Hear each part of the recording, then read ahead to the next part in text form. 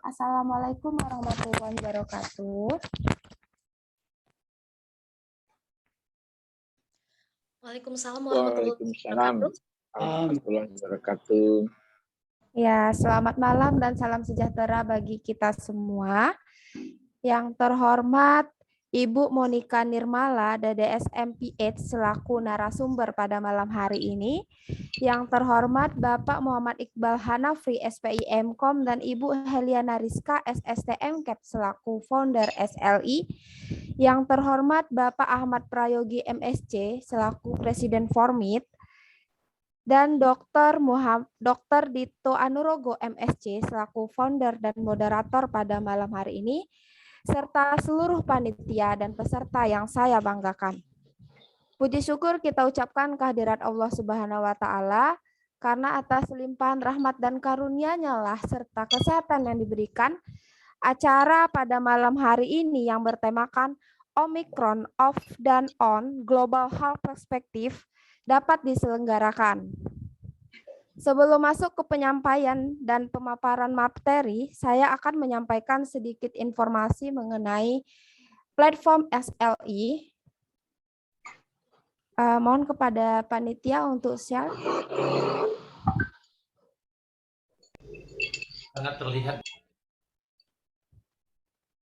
Ya, terima kasih. Nah, tadi saya akan paparkan sedikit mengenai apa sih itu SLI. SLI ini merupakan kepanjangan dari School of Life Institute yang merupakan sebuah platform digital hard learning yang bersinergi dan berkolaborasi dengan Formit. Nah, jadi ini merupakan suatu platform yang produk yang telah kami hasilkan diantaranya yaitu ada SKB CPNS, next Mas. Yes. Dan ini telah menghasilkan lulusan yang alhamdulillah pun sudah lolos menjadi CPNS. Next. Nah, selanjutnya kami juga telah melakukan kegiatan seperti Virtual Scientific Forum 2021 dan beberapa event berbasis pendidikan dan juga kesehatan, contohnya Molecular Medicine 5.0. Next, Mas. Nah, selanjutnya ini contohnya ada medical tourism, national virtual health learning, dan beberapa online virtual serta webinar yang telah kami selenggarakan. Nah, jadi kami harapkan peserta dapat bergabung dan mengikuti beberapa event. Nah, saya juga akan membacakan beberapa tata tertib pelaksanaan acara pada malam hari ini. Yang pertama, peserta boleh mengaktifkan kamera menggunakan background yang jika memang mendukung. Peserta wajib mematikan mikrofon selama pelaksanaan webinar. Mikrofon ini akan kami aktifkan hanya pada sesi tanya jawab. Format nama dan tampilannya menggunakan nama lengkap sesuai dengan pendaftaran.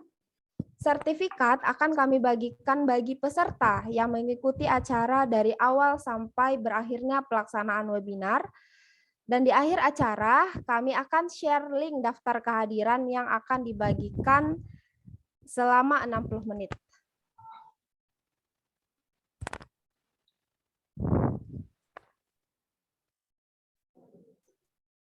Baiklah, langsung saja kita ke acara selanjutnya, yaitu kata sambutan dari perwakilan SLI yang hari ini akan disampaikan oleh Ibu Heliana Rizka, SSTM CAP. Kepada Ibu Rizka, kami persilahkan waktu dan tempatnya. Oke. Baik, terima kasih Mbak Yesi, suara saya jelas terdengar. Baik. Alhamdulillah, Assalamualaikum warahmatullahi wabarakatuh. Oke, izinkan saya di sini mewakili CEO dari School of Life Institute, Dr. Dito Anurogo, dan Mas Iqbal Hanafri, untuk menyampaikan sedikit sambutan begitu ya. Dan tak lupa yang terhormat Ibu Monika Nirmala, DDS MPH, yang telah berkenan bergabung bersama kami untuk memberikan insight-insight baru tentang Omicron ini ya, tentunya di sela-sela kesibukannya. Kemudian ada Bapak Prayogi dari Formit, dan tentu saja seperti yang sudah disampaikan tadi oleh Mbak Yesi, kita berkolaborasi tidak hanya dengan Formit, dengan ISNET, dan juga dengan beberapa kampus di dalam dan di luar negeri. Baik, untuk acara malam ini saya juga ingin mengucapkan terima kasih yang sebesar-besarnya kepada seluruh adik-adik panitia. Ini merupakan tim dan juga ada mahasiswa magang di SLI dari berbagai kampus di Indonesia. Untuk acara malam ini diketuai oleh Mbak Nuri. Saya ucapkan selamat kepada Mbak Nuri dan tim telah berhasil menyelenggarakan acara malam ini. Semoga acara malam ini akan berlangsung dengan hikmat dan lancar. Kemudian perlu saya sampaikan juga bahwa saat ini SLI sedang berfokus ke dalam membentuk relasi untuk memperbanyak lagi relasi kita di dalam maupun di luar negeri, dan juga kami berfokus kepada e-learning. Jadi saya harap peserta yang saya hormati dan saya banggakan, saya harap silaturahim kita tidak sampai pada di sini saja. Namun apabila dari peserta ataupun Ibu Monica dan rekannya mungkin ingin bergabung bersama kami untuk menyelenggarakan e-learning, tentu sangat akan berkesan dan akan kami terima dengan baik. Saya kira cukup sekian waktu dan layar, saya kembalikan ke Mbak Yesi. Terima kasih. Wassalamualaikum warahmatullahi wabarakatuh. Assalamualaikum warahmatullahi wabarakatuh. Terima kasih kepada Ibu Rizka atas kata sambutannya yang luar biasa. Selanjutnya sambutan dari Presiden Formit yang hari ini akan disampaikan oleh Bapak Ahmad Prayogi MSc. Kepada Bapak Ahmad Prayogi kami persilahkan. Baik, terima kasih. Bismillahirrahmanirrahim. Assalamualaikum warahmatullahi wabarakatuh. Waalaikumsalam warahmatullahi wabarakatuh. Alhamdulillahilladzi arsala rasulahu bil huda wa dinil haqq liyudhhirahu 'ala dini kulli wa kafa billahi syahida. Asyhadu an la ilaha illallah wa la syarika lahu wa asyhadu anna Muhammadan 'abduhu wa rasuluhu nabiyyu ba'd. Mari kita panjatkan puja dan puji syukur kita kepada Allah Subhanahu wa taala yang pada malam hari ini masih memberikan kita kesempatan dan kemudian masih memberikan kita kesehatan sehingga kita bisa berkumpul ya melalui media yang dilaksanakan secara daring ini ya dalam keadaan sehat walafiat. Shalawat serta salam semoga senantiasa tercurah kepada Nabi Muhammad SAW. Ya, Bapak Ibu yang saya hormati dan juga narasumber serta panitia semuanya yang saya hormati, alhamdulillah suatu kehormatan dan juga kesempatan yang sangat berharga ya yang kita bangun dalam beberapa kesempatan ini ya, yaitu kerjasama antara Formit dan juga SLI. Jadi kita selama ini sudah melaksanakan beberapa kegiatan kolaborasi yang notabene banyak fokus pada hal-hal yang berkaitan dengan keilmiahan seperti itu ya. Termasuk pada malam hari ini kita juga akan melaksanakan suatu kajian atau diskusi yang memiliki tema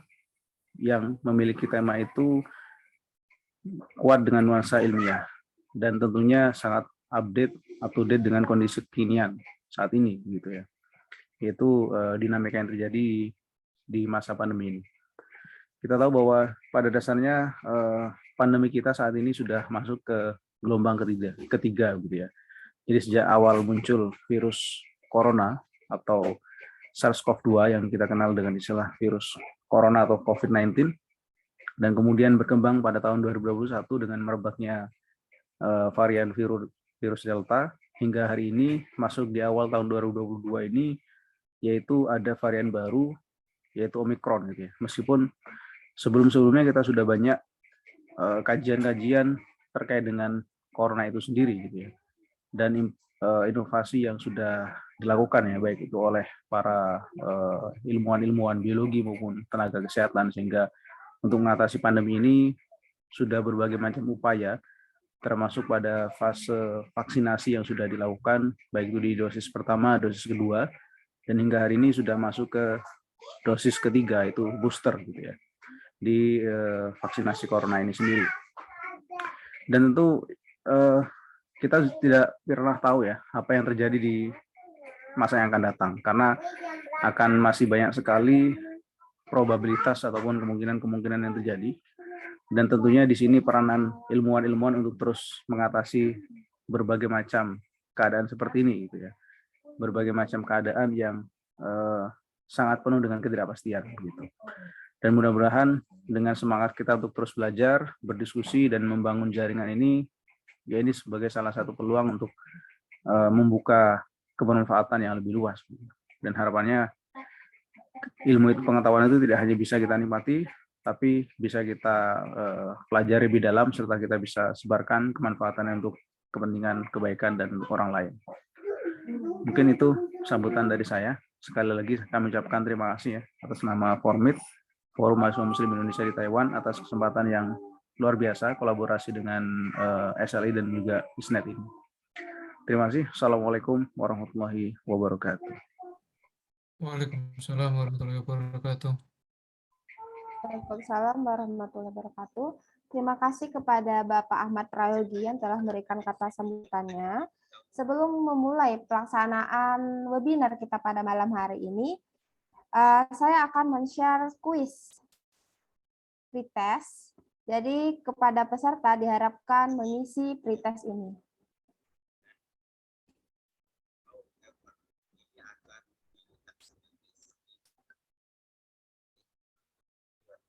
Ya, sudah ada di kolom chat.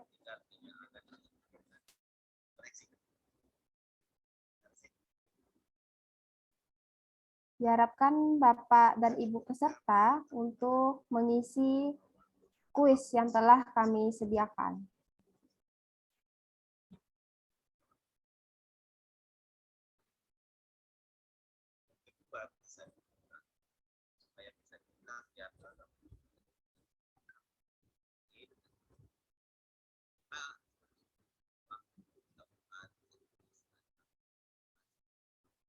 Oke, sudah 25 yang bergabung. Makin meningkat, diharapkan segera.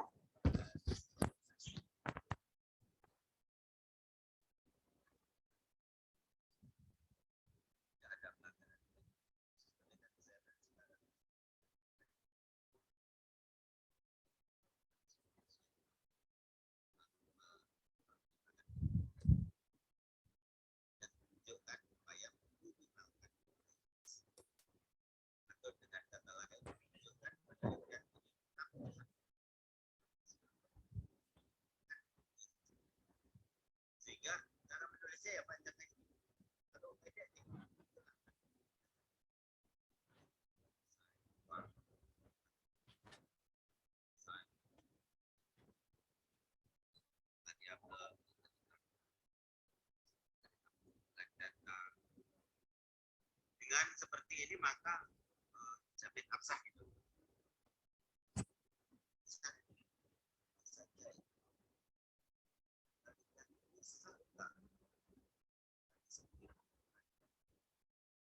Ya, masih 49.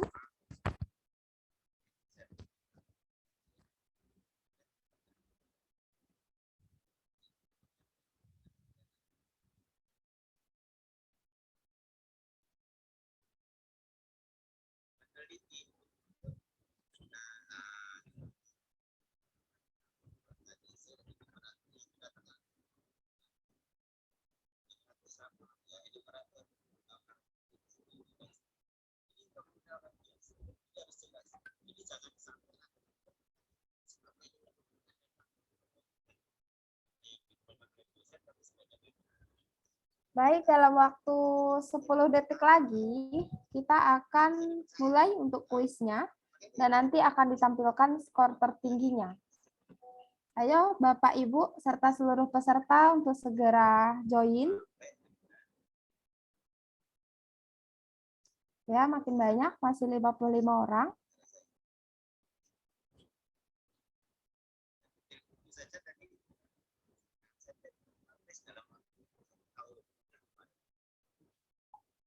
Masih 55 orang dari 88. Yang lainnya apakah masih ada kendala?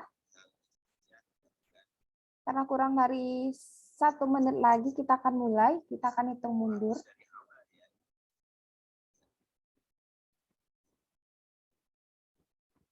Oke, kita mulai saja. Saya hitung mundur.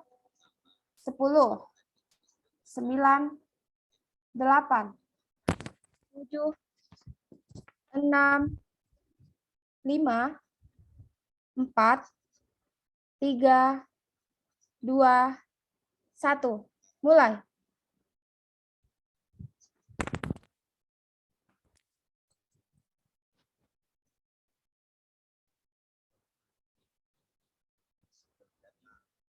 Ya, apakah yang akan mengungguli pretest kali ini?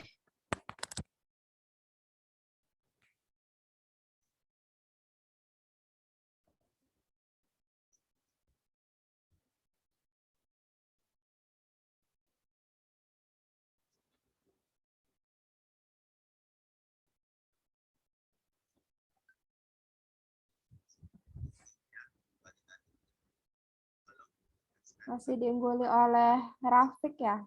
Oh, langsung naik Wisnu.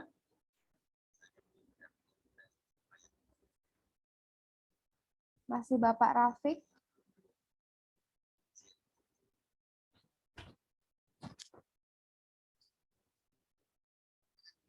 Ya, semangat mengungguli. Pak Rafiq tergeser.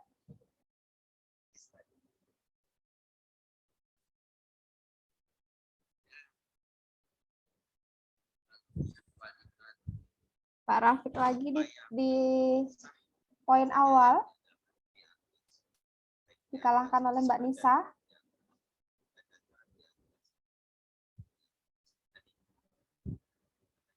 Pak Rafiq sudah mulai turun. Wah, naik pendatang baru.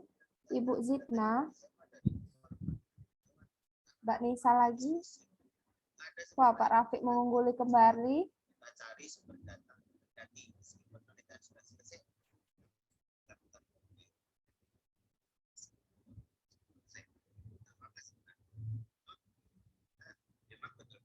Masih Pak Rafiq. Ayo, semangat.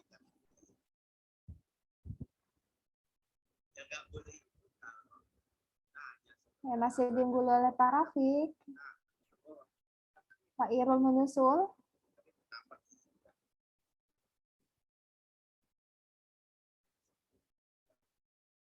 Oh, Pak Rafiq sepertinya sangat unggul mengenai Omikron ini.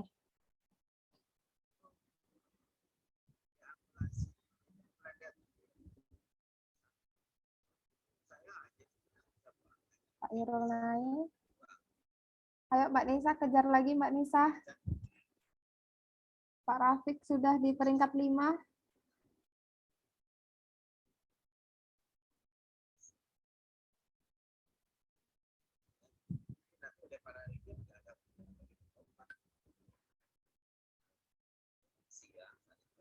Ya, masih berganti. Muncul pendatang baru Bapak Fadli.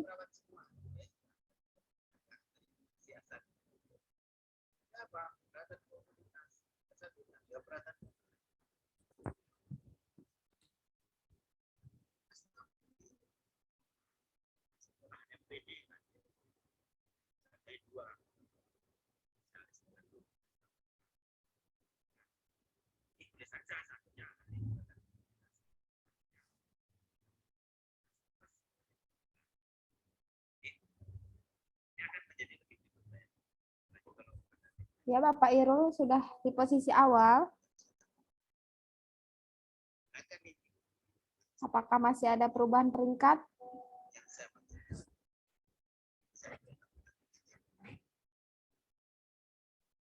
Masih Bapak Irul?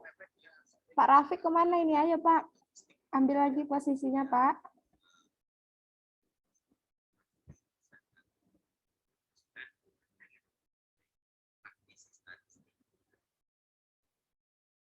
Ini siasat saja ya.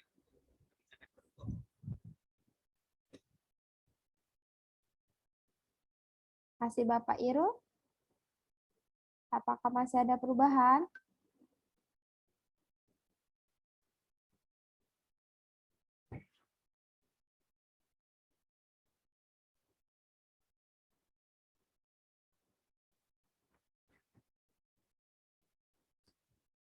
Sepertinya sudah stop ya.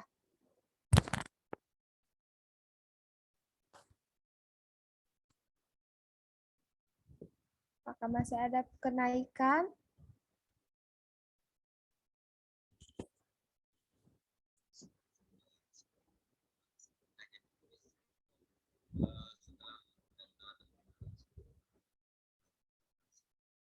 Ya, masih naik. Apakah masih ada kenaikan kembali?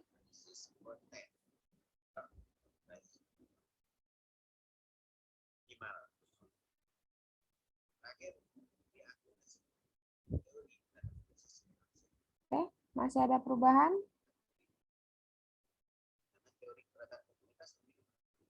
Ini segera. Ya, Pak Heri naik.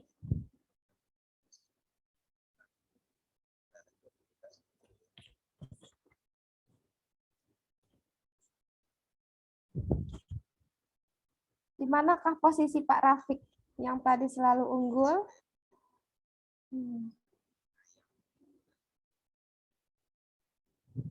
Oke, kita cek.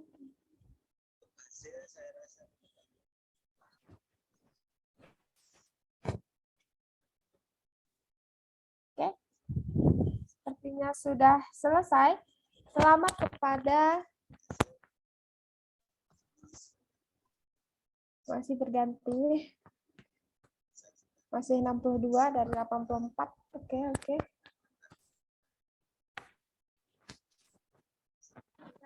Ya, ini mau.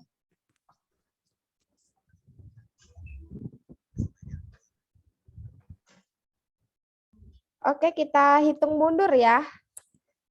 Untuk menentukan siapakah top skor pada perolehan pretest kita pada kali ini. 10, 9, 8, 7, 6, 5, 4, 3, 2, 1. Selamat kepada Pak Anonim, Pak Irul, dan Ibu Nilam yang memperoleh 3 top score pada pretest kali ini. Ya, semoga nanti pada post test ada yang mengungguli lagi. Terima kasih partisipasinya Bapak, Ibu, dan peserta semuanya. Baiklah, kita langsung memasuki acara inti kita yang pada malam hari ini akan dibawakan oleh moderator kita, yaitu Ibu Rohmatun Nazila, MTRCAP, dan Bapak Dr. Dito Anurogo, MSc. Nah, yang pertama sekali saya akan kasih tempat dan waktu kepada Ibu Rohmatun Nazila untuk membacakan CV narasumber. Kepada Ibu Rohmatun kami persilahkan. Terima kasih atas kesempatannya dari Mbak MC. Assalamualaikum warahmatullahi wabarakatuh. Perkenalkan, nama saya Rohmatun Nazila. Pada kesempatan kali ini saya menjadi moderator dan memimpin jalannya seminar yang berjudul dengan Omicron of and on Global Health Perspective bersama rekan saya, Dr. Dito Anurogo, MSc. Berikut profil dari narasumber kita pada seminar kali ini, yaitu riwayat pendidikan beliau menyelesaikan pendidikan di Fakultas Kedokteran Gigi pada tahun 2010 di Universitas Indonesia, kemudian melanjutkan Doctor of Dental Surgery pada tahun 2012 di Universitas Indonesia, dan melanjutkan kembali Master of Public Health in Global Health 2020 di Harvard University. Beliau juga punya banyak sekali pengalaman, salah satunya yaitu sebagai Safe Strategic Delivery Unit Office for the Minister of Health Indonesia sejak Desember 2020 sampai dengan sekarang, kemudian menjadi Advisor to the Coordinating Minister for the Maritime and Investment Affairs sejak September 2020 hingga sekarang, Senior Public Health Advisor Yayasan Alam Sehat Lestari dari Maret sampai dengan September 2020, kemudian Eksekutif Direktur Yayasan Alam Sehat Lestari 2014 hingga 2018. Kemudian Dentis Yayasan Alam Sehat Lestari dari tahun 2012 hingga 2014. Adapun honors and awards, beliau mendapatkan Fulbright Scholar dari tahun 2018 hingga 2019, kemudian dari PEO International Peace Scholarship Fellow and Horace W. Goldsman Fellow. Kemudian Kalpataru Award sebagai the highest environmental recognition by President of Indonesia Award to Asri under Monika's directorship pada tahun 2016. Kemudian sebagai Inspiring Alumni Faculty of Dentistry University Indonesia pada tahun 2016 dan menjadi one winner of Scientific Poster Competition Faculty of Dentistry University Indonesia pada tahun 2010 dan menjadi three winner of Outstanding Student Competition sebagai mahasiswa berprestasi Faculty of Dentistry Universitas Indonesia pada tahun 2009 dan menjadi finalis of Menjadi Indonesia National Writing Competition di Tempo Institute pada tahun 2011. Beberapa pengalaman organisasi dan komunitas dari beliau, yaitu salah satunya menjadi Presiden Harvard Chan ASEAN Student Organization sejak Mei sampai dengan Desember 2019, kemudian menjadi Co-Chair Harvard Chan Christian dari tahun 2018 hingga 2019, menjadi volunteer various medical and dental outreaches dari tahun 2007 hingga 2018, kemudian menjadi volunteer dari Pondok Cerdas Catalonia dari tahun 2010 sampai dengan 2012, dan Presiden and Member Ecumenical Fellowship FKG UI dari 2007 sampai dengan 2012. Beberapa pengalaman research penelitian beliau yaitu di Harvard T.H. Chan School of Public Health India Research Center dari Juni sampai dengan Desember 2019, kemudian dari Harvard, dan dari pendidikan beliau di kedokteran gigi. Beberapa publikasi dan juga artikelnya, dan beberapa salah satu publikasinya yaitu membahas tentang Made in Somewhere Else, how primatology industrialization undermines the development of Indonesia and other emerging economy di Harvard Kennedy School Review.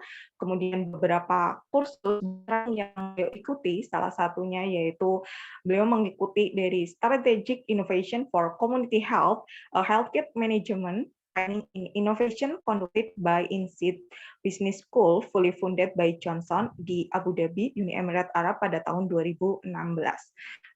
Presentasi beliau juga ada beberapa, salah satunya yaitu mengangkat tema Saving Rainforest with a Stethoscope presented at Global Diaspora Business Summit di Singapura pada tahun 2016. Dan untuk bahasa beliau, beliau menguasai bahasa utama kita yaitu bahasa Indonesia, kemudian second language-nya bahasa Inggris. Demikian profil dari narasumber kita, Ibu Monika Nirmala, DDS MPH. Untuk selanjutnya, yaitu saya kembalikan kepada Ibu Monika untuk menyampaikan isi materi pada seminar kali ini. Saya persilahkan kepada Ibu Monika. Baik, terima kasih kepada Ibu Rohmatun dan Bapak Ibu sekalian yang hadir di webinar ini. Assalamualaikum warahmatullahi wabarakatuh. Terima kasih pada panitia yang Dr. Dito khususnya yang sudah mengundang saya dan memberikan kesempatan untuk saya berbagi sedikit pengetahuan tentang Omikron ya, karena kayaknya sedang ramai gitu dibicarakan dan juga memang ada di sekitar kita gitu ya, sudah masuk ke Indonesia gitu. Saya akan membawakan presentasi.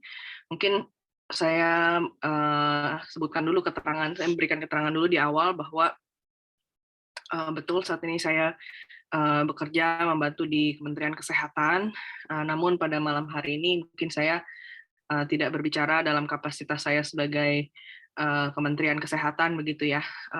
Saya berbicara dalam kapasitas saya sebagai pribadi begitu, dan bahan yang akan saya bawakan juga sebetulnya bahan dari Kementerian Kesehatan, karena kebetulan saya juga berada dalam tim yang memberikan analisis strategis ya kepada para pimpinan di Kementerian Kesehatan. Jadi bahannya memang dari tim, di Kemenkes yang akan saya bawakan, dan sudah saya minta izin juga dari pihak Kementerian Kesehatan untuk bisa membawakannya di webinar ini.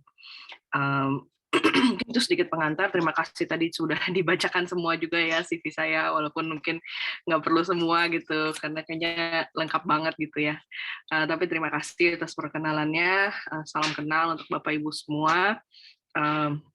Mudah-mudahan tali silaturahminya bisa berjalan terus setelah webinar ini.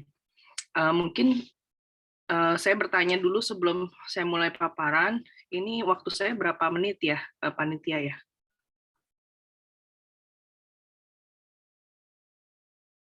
Atau nggak ada batasan gitu, nanti bisa sampai pagi gitu ya?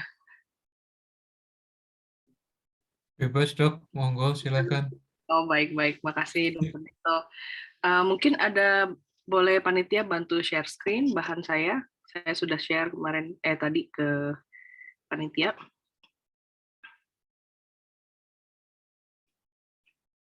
Jadi di bahan yang saya siapkan ini, mungkin sambil panitia bantu share screen ya. Saya akan berbicara tentang perkembangan Omikron secara global dan juga secara nasional di Indonesia gitu. Dan apa upaya-upaya yang dikerjakan oleh pemerintah ya dalam hal ini dalam menghadapi Omikron ini, dan kita sebagai masyarakat biasa juga mungkin dengan informasi ini mudah-mudahan bisa memperlengkapi diri kita dan bersiap-siap juga menghadapi gelombang Omikron yang ada di depan kita. Apakah bahannya sudah boleh di-share screen? Sebentar ya dok. Belum. Iya, nggak apa-apa deh kalau gitu saya yang share aja. Takutnya ini. Ya, saya aja yang share screen, mudah-mudahan terlihat. Apakah sudah terlihat? Sudah. Sudah ya. Oke, saya langsung mulai. Jadi saya mulai mungkin dengan strategi penanganan pandemi ya yang sudah ditetapkan oleh Kementerian Kesehatan, khususnya di bawah administrasi dari Pak Menteri Budi Sadikin ya. Jadi ada 4 strategi untuk menghadapi pandemi ya virus COVID begitu, yaitu strategi deteksi, strategi terapeutik, vaksinasi, dan protokol kesehatan. Jadi kita mencoba dari hulu pencegahan, begitu pencegahan bisa dengan vaksinasi, lalu selangkah lebih maju setelah vaksinasi kita mendeteksi kalau misalnya ada yang terinfeksi, dan kemudian bagaimana mendeteksi orang-orang yang berkontak erat dengan orang tersebut. Kemudian kalau misalnya ada yang terinfeksi dan membutuhkan perawatan, maka dilanjutkan dengan upaya terapeutik. Dan yang terakhir, maaf ya, ini yang pertama justru protokol kesehatan ya, bagaimana kita masyarakat juga terlibat aktif dalam hal mencegah agar tidak tertular atau menularkan virus ke orang lain. Mungkin saya langsung aja. Ini beberapa topik yang akan saya bahas dari perkembangan Omikronnya sendiri, lalu strategi-strategi yang dilakukan. Untuk perkembangan global, jadi memang saat ini sudah mungkin lebih dari 200 negara ya, atau mungkin sudah seluruh dunia gitu, yang sudah mendeteksi adanya varian baru Omikron, dan bahkan beberapa negara pun saat ini tengah berjibaku gitu ya dengan Omikron yang sedang naik tinggi gitu. Jadi kita lihat di sini ada Amerika Serikat, Inggris, Vietnam yang dekat-dekat dengan kita ya, Filipina, India juga sama-sama di Asia gitu ya, naik, juga Brazil gitu. Jadi memang negara-negara sudah mengalami ini gitu. Sehingga sedangkan Indonesia saat ini belum ya, jadi kita belum melihat lonjakan yang tinggi gitu. Tapi kalau saya melihatnya mungkin tidak ada alasan kita berpikir bahwa Indonesia tidak akan mengalami ini gitu ya. Lebih baik kita antisipasi dan berpikir Indonesia akan menghadapi hal yang sama, akan menghadapi lonjakan, sehingga kita harus bersiap-siap bagaimana menghadapi hal tersebut. Kita juga mempelajari dari negara-negara ini yang negara-negara yang sudah lebih duluan mengalami Omikron begitu ya, lalu sudah mencapai puncak dan mulai turun. Kita memperhatikan butuh berapa lama sih dari Omikron pertama kali terdeteksi sampai mencapai puncak gitu. Jadi di sini kita lihat at least di 3 negara ini waktunya itu dari 34 sampai 42 hari atau kurang lebih 38 hari sejak kasus naik hingga mencapai puncak. Dan saat ini negara-negara ini sudah mengalami puncak dan mengalami penurunan kasus secara signifikan. Kita ambil satu contoh tadi, Afrika Selatan. Di sini grafik-grafik ini membandingkan antara gelombang Omikron yang warna kuning dibandingkan dengan gelombang Delta dan gelombang Beta begitu ya. Ketika membandingkan kasus harian, kasus baru harian, gelombang Omikron ini puncaknya bahkan lebih tinggi gitu ya dibandingkan Delta dan Beta. Tapi walaupun dia lebih tinggi, dia turunnya juga lebih cepat ya. Jadi kelihatan gelombangnya kelihatan runcing gitu. Naiknya cepat, turunnya juga cepat gitu. Nah, mungkin kabar baiknya ya, kalau kita lihat Afrika Selatan adalah walaupun kasusnya itu lebih tinggi gitu, puncaknya lebih tinggi, kita lihat puncaknya kasus rawat inap itu nggak setinggi Delta ataupun Beta gitu. Jadi ya setengahnya lah gitu dari sisi beban rumah sakitnya. Kalau untuk kematian saat ini juga terlihat memang jauh lebih rendah ya dibandingkan yang lain, tetapi ini belum turun gitu ya. Jadi kita mungkin biasanya indikator kematian memang yang delay gitu ya, yang agak lebih lambat untuk kelihatan dampaknya. Jadi mungkin kita masih akan lihat dalam 1 minggu ke depan mungkin baru mengalami penurunan. Tapi juga kabar baiknya juga tidak setinggi yang ini. Tetapi mungkin saya akan kasih catatan bahwa apakah Omikron lebih mild lebih jinak gitu dibandingkan Delta? Saya tidak berani ya untuk bilang bahwa Omikron lebih jinak. Kenapa? Karena kita harus ingat bahwa Delta dan Beta ini terjadi sebelum vaksin itu beredar luas gitu ya. Makanya wave-nya tinggi gitu ya. Dan kemungkinan Omikron terjadi ketika vaksinasi sudah mulai berjalan. Jadi makanya mungkin di situ kita lihat vaksin berhasil gitu ya menekan angka perawatan rumah sakit dan kematian di negara ini. Kalau virusnya sendiri belum tentu dia lebih jinak gitu, tapi kemungkinan vaksinnya yang lebih terbukti lah gitu ya, efektif mencegah perawatan rumah sakit dan kematian. Tapi kita juga tetap harus hati-hati. Kenapa? Karena kalau misalnya dia terjadi lonjakan yang tinggi seperti ini gitu dan dalam waktu yang singkat, maka sistem rumah sakit kita juga bisa jadi harus menampung orang-orang yang dirawat rumah sakit dalam jumlah banyak. Jadi itu juga yang menjadi salah satu kekhawatiran kalau terjadi lonjakan yang tinggi akibat Omikron ini. Kita juga mencoba membandingkan dari paper-paper yang ada antara Delta dan Omikron ya.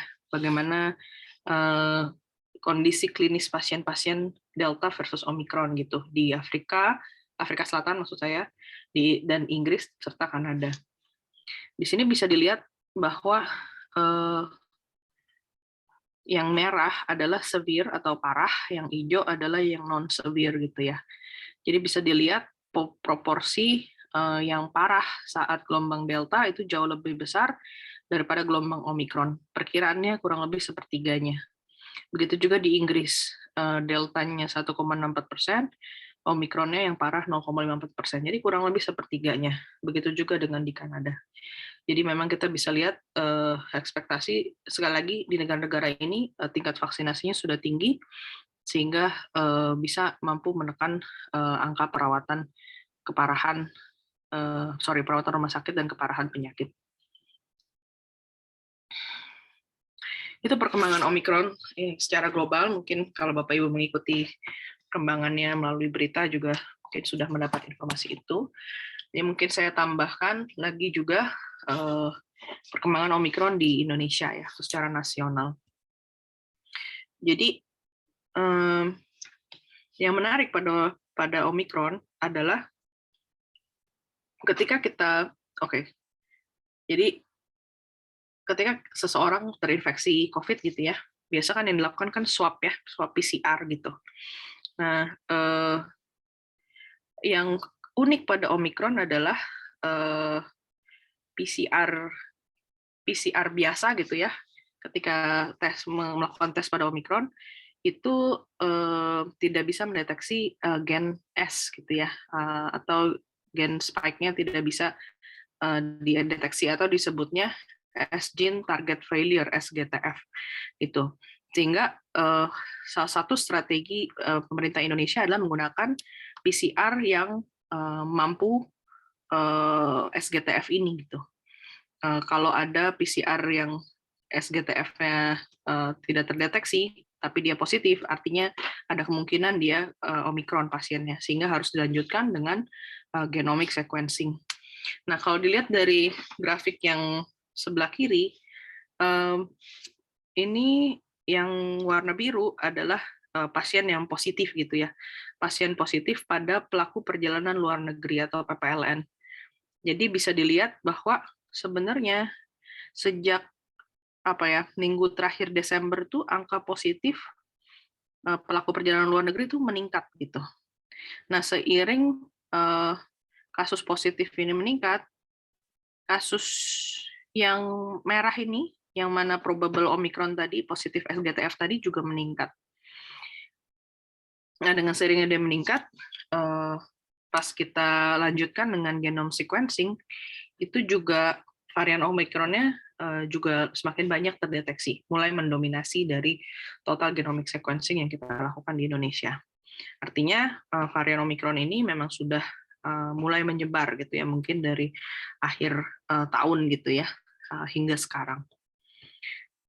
Dan kalau dilihat dari waktu ke waktu, ini dari bulan ini total Desember dan ini dari Januari, kita bisa lihat sekilas saja angkanya memang cukup meningkat ya. Dan terutama pada probable gitu. Probable tuh artinya dia udah positif COVID, lagi dicek Omicron apa bukan gitu.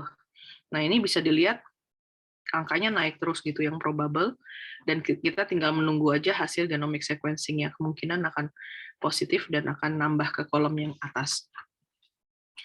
Nah, sejauh ini, at least per tanggal 10 ya, itu ada 506 kasus Omicron yang terdeteksi di Indonesia. Dan kita mencoba melihat dia dari mana aja nih 506 orang ini gitu. Kalau dilihat dari sini, paling tinggi itu asalnya pelaku perjalanan luar negeri dari Arab Saudi, yang luar negeri ya, yang Turki, USA, Emirat Arab, Uni Emirat Arab, Malaysia, dan Inggris. Jadi PPLN yang berasal dari 6 negara tersebut. Dan mayoritas didominasi oleh WNI. Artinya banyakkan pekerja migran Indonesia yang bekerja di negara-negara 6 negara tersebut yang kemudian pulang ke Indonesia gitu. Jadi banyak PMI dari sana yang terjangkit Omicron. Juga bar yang kedua ini, kolom yang kedua adalah yang non PPLN, artinya yang tidak punya riwayat perjalanan luar negeri, tapi kemudian terdeteksi Omicron, artinya mereka ya udah tertularnya di Indonesia gitu. Jadi Omicronnya udah menyebar. Awalnya non PPLN ini ya rendah gitu ya, tapi sekarang dia sudah imbang-imbang dengan yang lain gitu, dan kita ekspektasi ini akan jauh lebih meningkat dalam beberapa waktu ke depan. Bagaimana karakteristik kasus-kasus 500-an kasus tadi. Jadi hampir 80% itu sudah divaksin lengkap. Indonesia kan udah juga ya, dan Sinovac gitu, atas AstraZeneca dan lain-lain.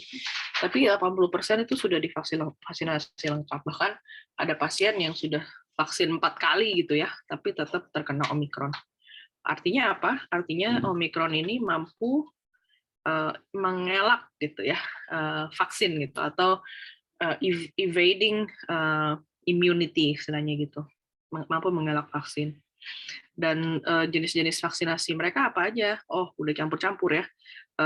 Dan mayoritasnya Sinovac, 35% Sinovac dari pasien-pasien ini. Yang menarik adalah dari yang terdeteksi ini, lebih dari 90%, bahkan 95%, atau bahkan 99% mungkin gitu ya, karena 5% ini belum ada informasi, semuanya asimptomatik atau tidak ada gejala, ataupun gejala ringan. Gejala ringan tuh maksudnya batuk-batuk,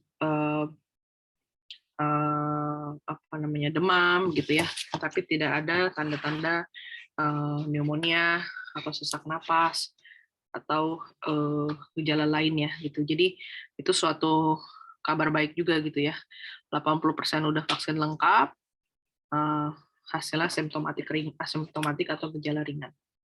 Dan sebagian besar sudah selesai isolasi, tidak ada yang sampai meninggal dari 506 kasus tersebut, setidaknya sampai sekarang.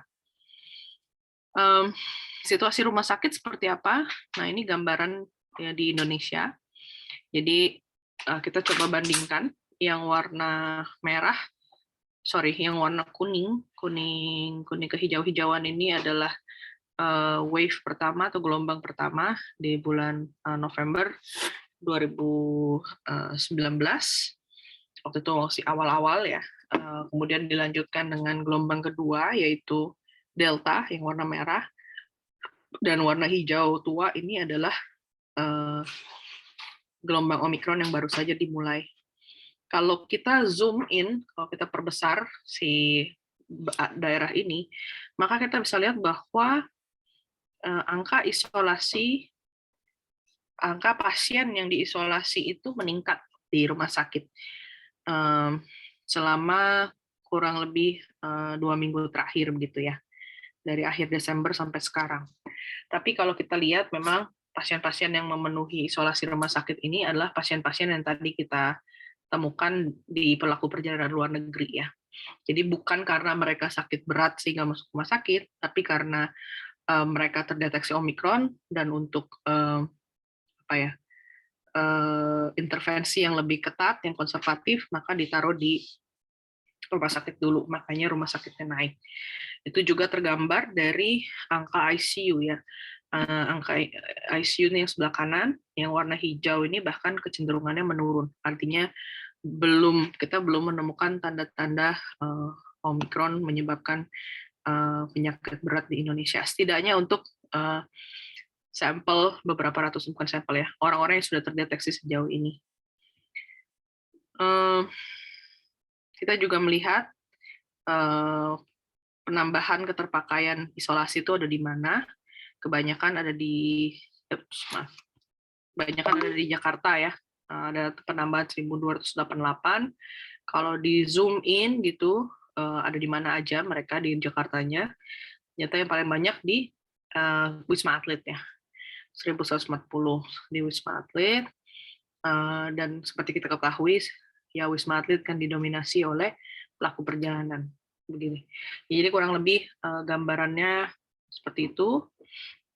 Lalu dari kurang lebih 506 orang ini, walaupun kemarin masih dilakukan penyelidikan epidemiologi ya, jadi kita belum tahu apa detailnya gitu dari 92 orang tambahan, tapi dari sekitar 414 orang ini yang sebelumnya sudah terdeteksi, itu 99%-nya ringan atau asimptomatik, dan yang mengalami gejala sedang hanya 2 orang. Dan 2 orang itu pun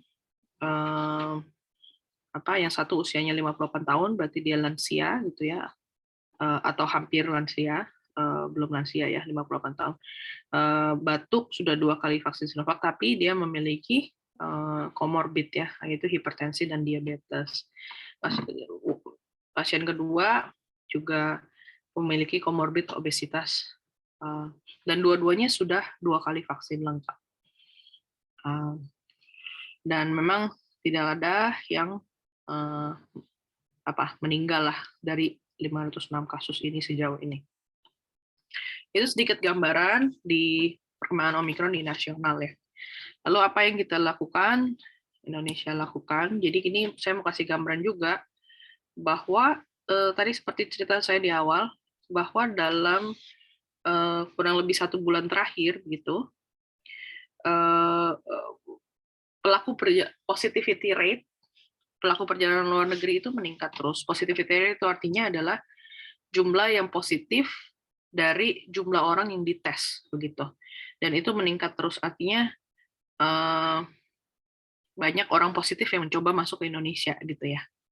Mungkin karena di luar juga udah naik terus kasusnya, ketika masuk ke sini juga jadi tinggi positivity rate-nya. Nah, seiring positivity rate itu makin tinggi dari pelaku perjalanan luar negeri ini, kasus konfirmasi di dalam negeri juga meningkat gitu ya, dan didominasi oleh pelaku perjalanan ini.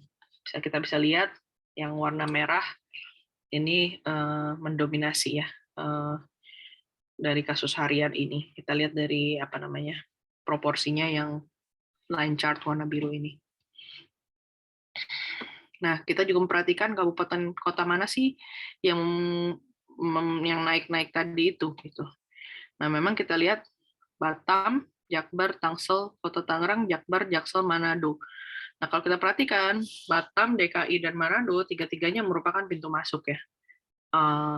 Batam tentu pintu masuk laut gitu, Manado pintu masuk melalui Bandara Samratulangi, dan DKI tentu dari Soekarno-Hatta.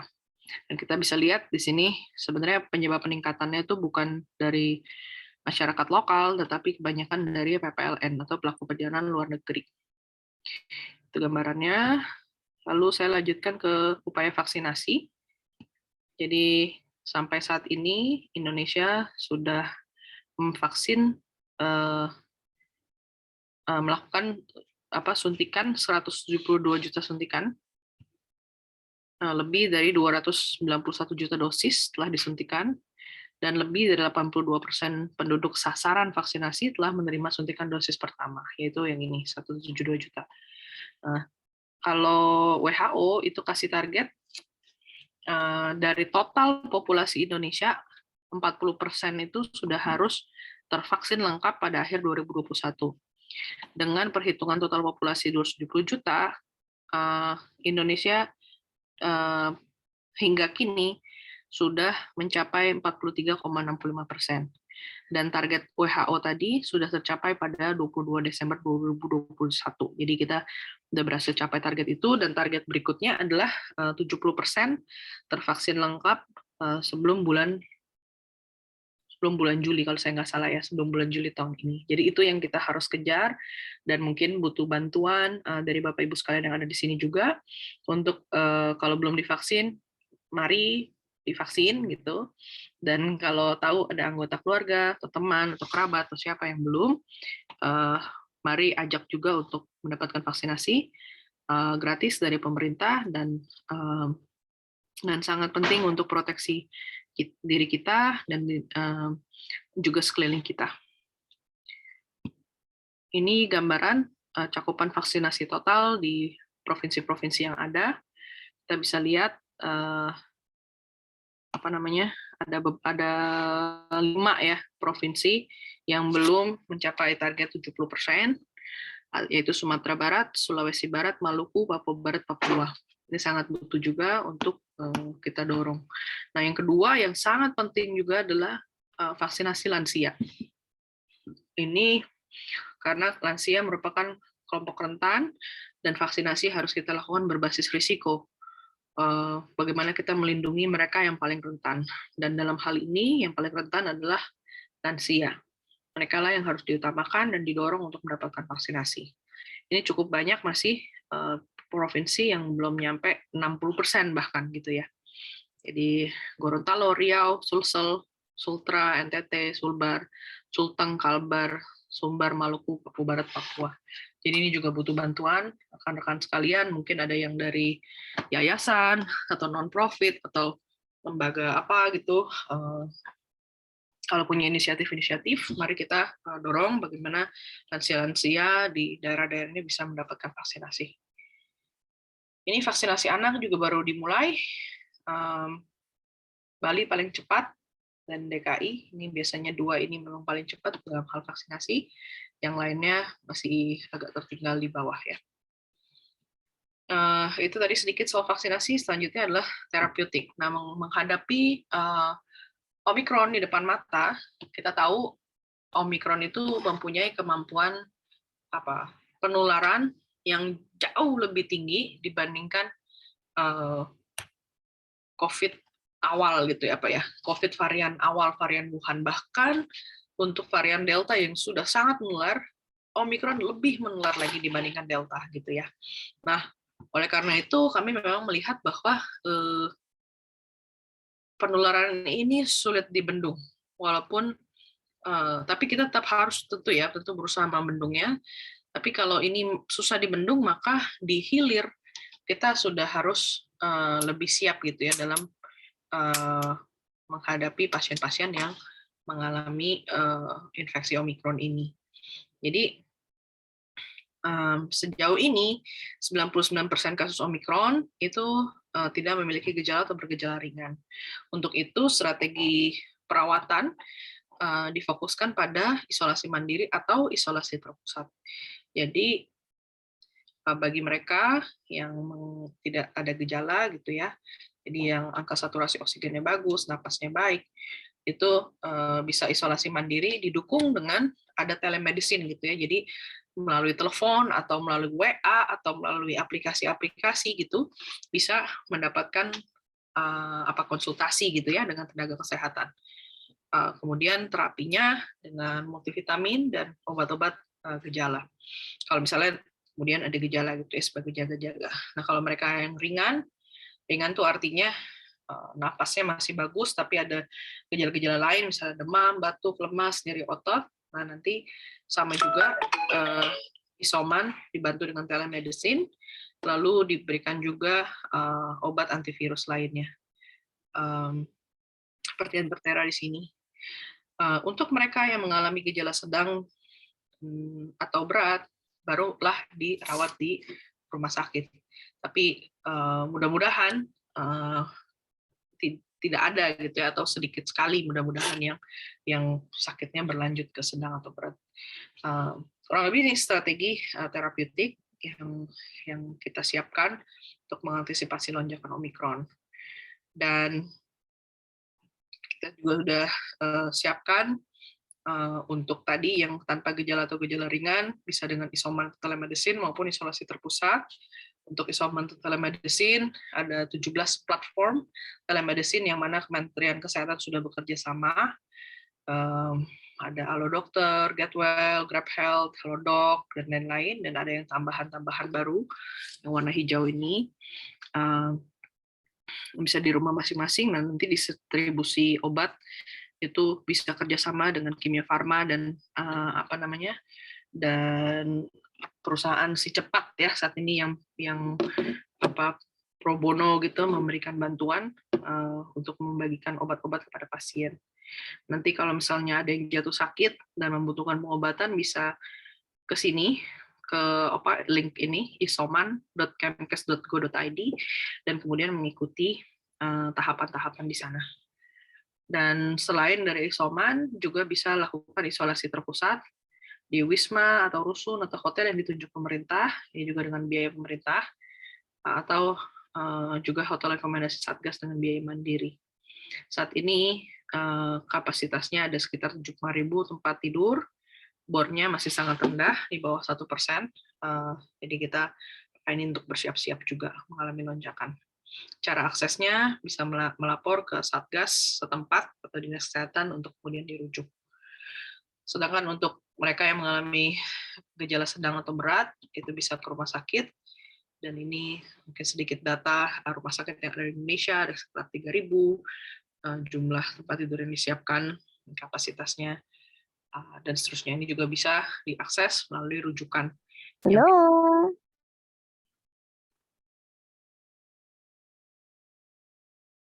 Ya, mungkin itu paparan dari saya sedikit tentang perkembangan Omikron baik global maupun nasional, dan juga strategi yang sudah disiapkan oleh pemerintah untuk menghadapi, berkolaborasi ya tentunya ya dengan banyak sekali pihak untuk menghadapi, mengantisipasi gelombang Omikron ini.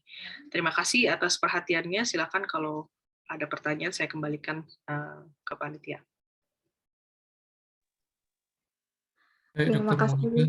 Ya, mungkin saya dari moderator ingin sedikit bertanya atau mungkin memperjelas itu tentang varian of concern itu ya. Menurut Dr. Monika sebenarnya apa sih varian of concern dan bagaimana perbedaan itu varian of concern dari varian ini Omicron dengan varian yang lainnya yang alpha, beta, delta itu begitu, dan gamma juga ya. Mohon pencerahannya untuk menambahkan diskusi kita. Ya, jadi kalau varian varian of concern itu biasanya adalah varian yang baru terdeteksi, yang kemudian secara detail gitu dipantau oleh WHO dan juga oleh ilmuwan-ilmuwan di dunia ini, tentang biasanya yang dilihat itu kemampuan penularannya atau transmisibilitas, kemudian severitas atau keparahan, dan yang ketiga immune evasion, kemampuan mengelak vaksin tadi, itu biasanya yang diperhatikan. Dan kalau misalnya memang dia kelihatan punya tanda-tanda keparahan atau peningkatan risiko gitu, itu yang biasanya dikasih label varian varian of concern. Mungkin saya tadi berusaha mencari juga ya sambil jawab. Ini mungkin saya akan share screen. Kalau ditanya tadi perbedaannya antara varian satu dengan lainnya gitu ya. Maaf, ini saya berusaha buka tapi belum berhasil. Bentar. Oh, ini dia. Saya share screen deh.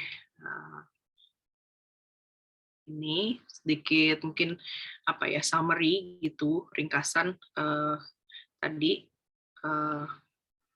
bedanya alpha, beta, gamma, delta, omikron. Biasanya yang dilihat kemampuan penularan, transmissibility, keparahan penyakit, risk of infection, bagaimana orang yang terpapar jadi sakit begitu. Kemudian dampaknya terhadap kemampuan diagnostik gitu. Jadi bisa dilihat memang ada peningkatan penularan gitu ya pada semua jenis varian of concern dibandingkan yang Wuhan dulu ya, dibandingkan varian awal gitu. Tapi dibandingkan semuanya, Omicron yang paling menular gitu. Dan ini bandingin juga disease severity-nya. Memang kalau kita lihat si Delta yang kita lihat punya disease severity yang paling tinggi ya dibandingkan yang lain. Omicron lebih rendah dari Delta, tapi bukan berarti rendah ya. Ketika dibandingkan dengan varian Wuhan, Omicron tuh lebih tinggi sebetulnya disease severity-nya. Risk of infection, risk of reinfection, bukan infection, risk of reinfection. Jadi tadi kalau misalnya orang udah pernah kena, apakah dia bisa makin kena lagi? Nah, kalau kita lihat Omicron itu banyak sekali yang reinfeksi ya, jadi increased risk of reinfection. Gitu. Impact on diagnostic sejauh ini nggak ada impact-nya, semuanya tetap bisa mendeteksi baik PCR maupun antigen, tetap bisa mendeteksi varian-varian ini.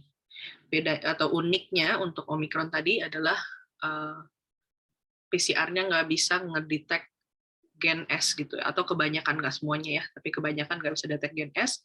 Jadi kalau kita pakai PCR jenis itu, kalau kita tahu dia positif tapi S-nya nggak kebaca, bisa jadi itu Omicron gitu.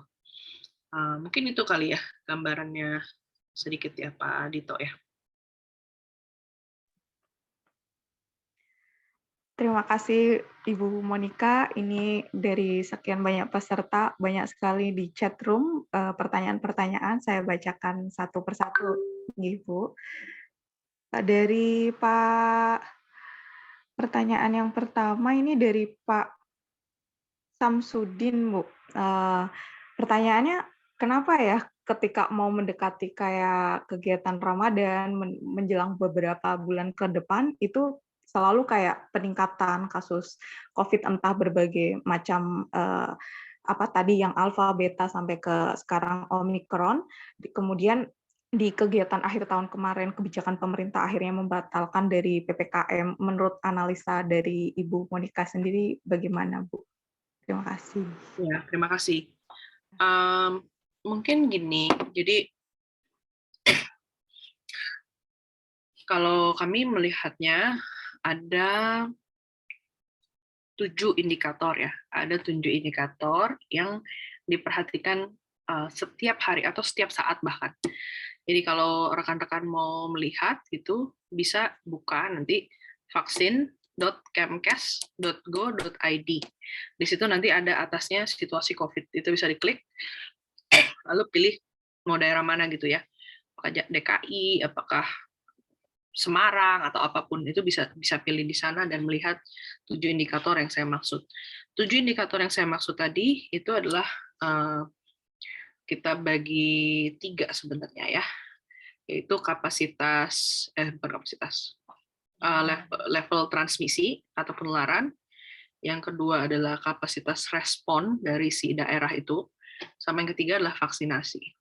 Jadi untuk yang penularan tadi, itu ada 3 indikator yang kita lihat. Kasusnya, perawatan rumah sakitnya, kematian di daerah itu bagaimana datanya. Itu untuk yang penularan. Untuk yang kapasitas respon, kita melihat kemampuan tes dia, kemampuan tracing dia, kemampuan rumah sakit dia menghadapi kasus gitu. Jadi BOR yang dilihat, bed occupancy ratio. Ditambah yang terakhir, indikator ketujuh adalah capaian vaksinasi, baik vaksinasi total maupun vaksinasi lansia di daerah itu. Jadi setiap hari kami memperhatikan 7 indikator itu untuk seluruh Indonesia, 514 kabupaten kota. Nah, berdasarkan 7 indikator yang tadi saya sebutkan, itu kita menetapkan PPKM ya, PPKM level 1, 2, 3, 4. Jadi istilah PPKM 1, PPKM level 3, PPKM level 4 itu tidak datang dari langit gitu ya istilahnya ya. Tapi betul-betul berdasarkan indikator-indikator yang ada tadi saya sebutkan, 7 indikator ini. Jadi kalau level penularannya level 1 artinya rendah, begitu baik kasus, perawatan rumah sakit, kematiannya rendah, kemudian kapasitas responnya tinggi, artinya testingnya bagus, tracingnya bagus, rumah sakitnya siap, bornya rendah gitu, dan vaksinasinya tinggi, maka suatu daerah itu akan asesmennya itu level 1. Assessment level itu yang kemudian menjadi dasar PPKM level 1 tadi gitu. Nah, kenapa ketika menjelang Ramadan begini, kenapa Nataru begini gitu ya?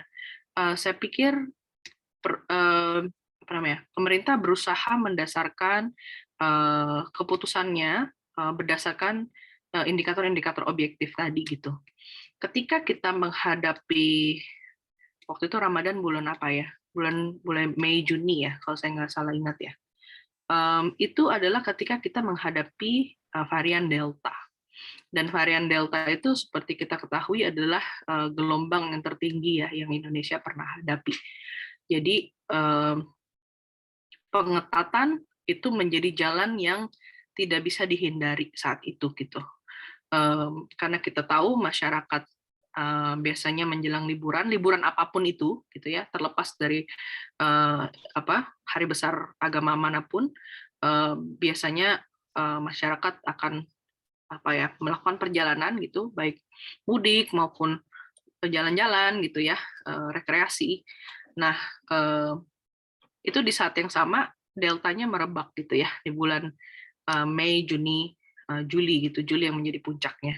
Jadi waktu itu memang tidak ada pilihan lain selain melakukan pengetatan. Dan berdasarkan indikator-indikator yang tadi saya sebutkan, memang level assessment-nya itu ya level 4 atau bahkan paling rendah level 3 saat itu gitu. Jadi berdasarkan indikator-indikator objektif tadi. Nah, untuk liburan yang terakhir, liburan Nataru ini, memang deg-degan juga waktu itu ya. Ini kasus bakal naik lagi atau enggak. Masyarakat pasti udah nggak tahan, udah lama banget nggak liburan, mau jalan-jalan, dan seterusnya. Memang mungkin Bapak Ibu juga sempat memperhatikan berita gitu ya, mungkin sempat waktu itu ada pengumuman bahwa akan diterapkan PPKM level 3, tapi kemudian dibatalkan gitu. Jadi waktu itu memang pemerintah memperhatikan lagi-lagi ya, memperhatikan 7 indikator tadi.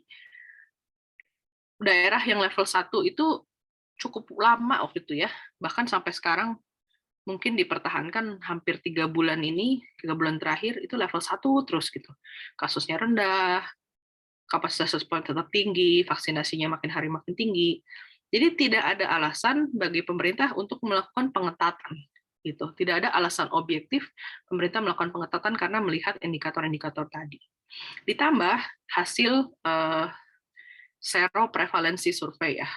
Sero survei itu artinya adalah mengukur kadar antibodi di level populasi. Jadi memang saat itu populasi yang dinilai populasi di Indonesia itu kadar antibodinya sudah tinggi gitu ya. Bahkan saya sendiri juga cukup terkejut gitu. Saya kasih contoh aja satu, bahwa secara overall itu bahkan mencapai angka 95% gitu ya kadar antibodinya.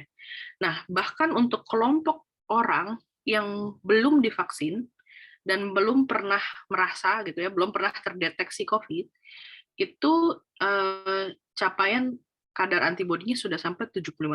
Artinya apa?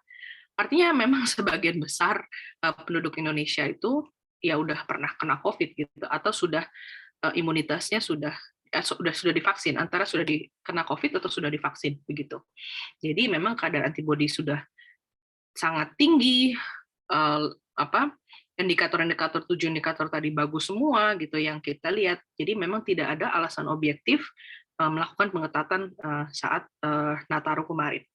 Mungkin itu kali ya. Jadi saya mencoba menjawab pertanyaan tersebut dari indikator-indikator objektif yang ada. Baik dok, terima kasih atas penjelasannya. Semoga bisa menjawab dari pertanyaan Pak Samsudin. Kita lanjut ke pertanyaan yang kedua ya dok ya. Dari Pak Mainmun dari Lampung dok. Jadi beliau bertanya, mengapa sih Omikron ini malah terpaparnya kepada orang-orang yang udah divaksin gitu. Lalu kita sudah divaksin, fakta maksudnya kayak gimana gitu kan ya, sedang intinya tuh kenapa bisa kita yang sudah divaksin malah kita yang kena gitu. Jadi fungsinya vaksin di sini seperti apa? Mungkin untuk orang awam bisa minta dijelaskan lebih jelas lagi dok. Baik, makasih. Jadi mungkin saya cerita sebelum Omikron dulu ya. Sebelum Omikron, kasus di Indonesia tuh makin hari makin turun. Sehari 600, turun 500, turun 400, turun terus sampai di bawah 200 gitu. Mungkin dalam kurun waktu 1 bulan gitu ya, atau 2 bulan sebelum Omikron tiba gitu, itu yang terkena di Indonesia itu mungkin 99% kalau saya nggak salah ingat angkanya ya, tapi sangat tinggi lah. Itu adalah yang belum divaksin. Itu dia masih kena tuh Delta ya, si varian Delta tadi itu. Nah, tapi memang setelah Omikron masuk, itu bukan artinya kenapa jadi yang divaksin duluan yang kena gitu ya. Jawaban pertama adalah karena kebanyakan orang sudah divaksin saat ini gitu. Jadi memang populasinya ya paling banyak yang udah divaksin. Yang kedua, artinya memang virusnya itu lebih apa ya? Lebih nakal gitu ya. Kalau sneaky gitu, lebih licik gitu ya. Itu dia istilahnya apa ya? Jagonya quote unquote si Omicron ini mengelak vaksin tadi, mengelak imunitas karena vaksin tadi. Jadi memang itulah risikonya kalau ada varian-varian baru terus bermunculan gitu ya. Jadi kenapa harus divaksin? Toh kena juga gitu ya. Kalau saya jawabannya adalah kalau kita nggak divaksin terus kena gitu. Kalau kita nggak divaksin justru peluang kenanya makin besar gitu ya. Peluang kenanya makin besar dan peluang masuk ke rumah sakit maupun masuk ataupun meninggal itu jauh lebih tinggi dibandingkan mereka yang sudah divaksin. Contohnya apa ya, misalnya yang lebih mudahnya ya. Misalnya gini, di Indonesia ada peraturan bahwa yang naik motor harus pakai helm, gitu ya. Ketika terjadi kecelakaan gitu, mayoritas orang yang kecelakaan itu pakai helm gitu, karena ya memang ada aturan pakai helm gitu ya. Jadi memang karena kebanyakan orang ya udah pakai helm, jadi ketika ada kecelakaan dia pakai helm. Kita nggak akan bertanya kalau yang kecelakaan yang pakai helm kenapa harus pakai helm gitu ya. Pakai helm biar nggak kemudian meninggal gitu ya, atau cacat berat ketika kalau terjadi kecelakaan itu gitu. Justru helm itu untuk melindungi kepala kita. Sama analogi itu seperti vaksin gitu. Ngapain saya divaksin? Toh kena juga. Ya justru vaksin itu untuk memproteksi kita, sehingga kalau ada serangan dari luar berupa si virus ini, kita nggak kemudian jatuh sakit atau bahkan meninggal. Dan data-data sudah menunjukkan bahwa orang-orang yang sudah divaksin, gejalanya ringan gitu, atau bahkan tanpa gejala. Sedangkan mereka yang belum divaksin, itu gejalanya bisa berat, bahkan mengakibatkan kematian. Mungkin itu ya. Iya dok, terima kasih. Semoga bisa menjawab pertanyaan dari Bapak yang di Lampung ya. Memang menurut saya juga vaksin penting banget. Karena kalau kita nggak divaksin bisa semakin lebih parah lagi kasus COVID-nya. Kemudian kita lanjut pertanyaan yang ketiga nih dok. Jadi dari Pak Wisnu nih, beliau menanyakan bagaimana sih efektivitas vaksin booster pemerintah sekarang, kemudian kapan dimulainya, dan bagaimana distribusinya sampai ke semua lapisan masyarakat, dok. Terima kasih. Ya, oke. Kalau soal efektivitas, Indonesia mendasarkan keputusan booster ini berdasarkan penelitian ya, banyak penelitian, baik yang dilakukan di luar negeri maupun di dalam negeri. Jadi kita juga meneliti sendiri gitu, orang-orang Indonesia sendiri yang kemarin sudah divaksin gitu, kemudian divaksin lagi dengan vaksinasi lanjutan ini dan diukur kadar antibodinya begitu.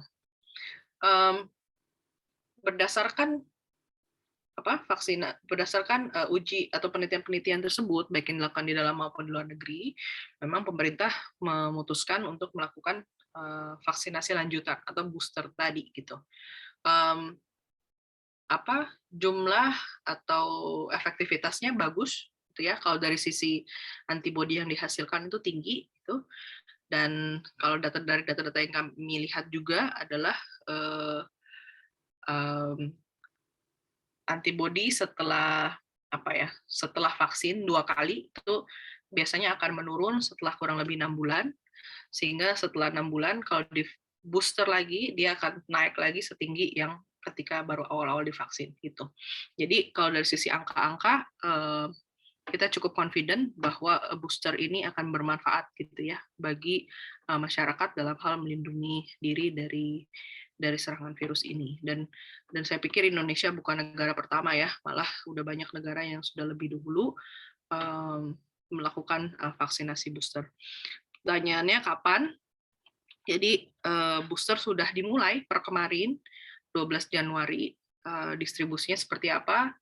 Seperti yang kemarin, bahwa pemerintah daerah akan melaksanakan vaksinasi melalui puskesmas, melalui rumah sakit yang ada, fasilitas kesehatan yang ada, dan juga biasanya dari berbagai kolaborator ya dari pihak swasta, dari yayasan, dari mana-mana itu bisa berkontribusi untuk menyelenggarakan sentra vaksinasi untuk membantu booster ini. Jadi silakan hubungi puskesmas masing-masing, tanyakan jadwalnya. Untuk daerah-daerah yang capaian vaksinasinya sudah di atas 70%, vaksinasi lansianya sudah di atas 60%, itu sudah bisa melaksanakan vaksinasi booster per tanggal 12 Januari.